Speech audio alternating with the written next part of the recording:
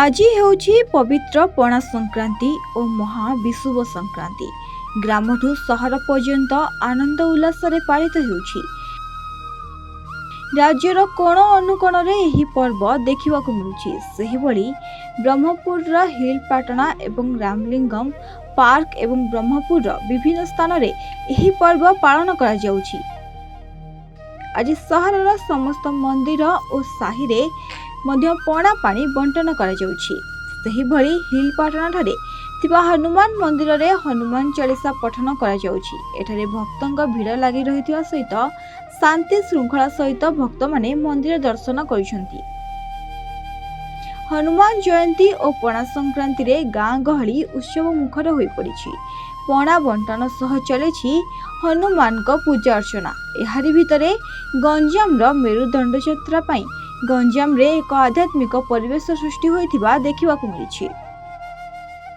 ब्रह्मपुर सहर विधायक प्रार्थी डॉक्टर रमेशचंद्र चौपट्टनायक हनुमान जी आज पवित्र दिवस जोटा कि आज ओडिया नुआ वर्ष से अवसर में आज हलिपाटना गणेश मंदिर को हनुमान मंदिर पाखक आसते हनुमान जी सानिध्य लाभ करने एवं भोट भिक्षा भी कर समस्त नमस्कार कर सादर समस्त आनंद ग्रहण कर विपुल भोट जीतवे समस्त सानिध्य लाभ कर प्रभु हनुमान जी सानिध्य लाभ कर निश्चय विजय हो। नववर्ष आम पालन करछु। आज का दिन बहुत शुभ बहुत उत्तम।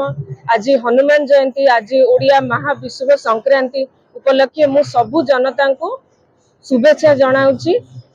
ओडिया हैप्पी न्यू ईयर कहूँ हैप्पी पणा संक्रांति भी जनाऊँगी।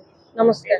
आज प्रभु हनुमान जयंती समग्र ब्रह्मपुर सहर में आते हनुमान मंदिर अच्छी ब्रह्मपुर सब जनसाधारण दर्शन करें दर्शन कर सहित बहुत लोक भेटार सुजोग मिलूँ। आसंता निर्वाचन जो निर्वाचन आम समूह जनसाधारण शुभेच्छा चाहूँ। हाँ मंदिर डेभलप रही खाली मंदिर नुह मंदिर मस्जिद गिरजा गुरुद्वार अलग धर्म सब मंदिर सब डेभलप है। देव प्रसाद सामंतराय हिलपाटना बासिंदा मोटर जॉइंट सेक्रेटरी अच्छी अनुष्ठान आज पणा संक्रांति में प्रबल भिड़ अच्छी सकाल भोर 5 कार्यक्रम आरंभ बर्तमान नबात पणा चलती दही पणा भी चलती प्रसाद सेवन 2टा बेलू रखा जामर प्रसाद सेवन बाकी संध्या बेलू को सुंदराकांड अच्छी आरती अच्छी 1008 आरती भी अच्छी कार्यक्रम चलती। Ganjam Jagannath Sahu report A1 Odisha.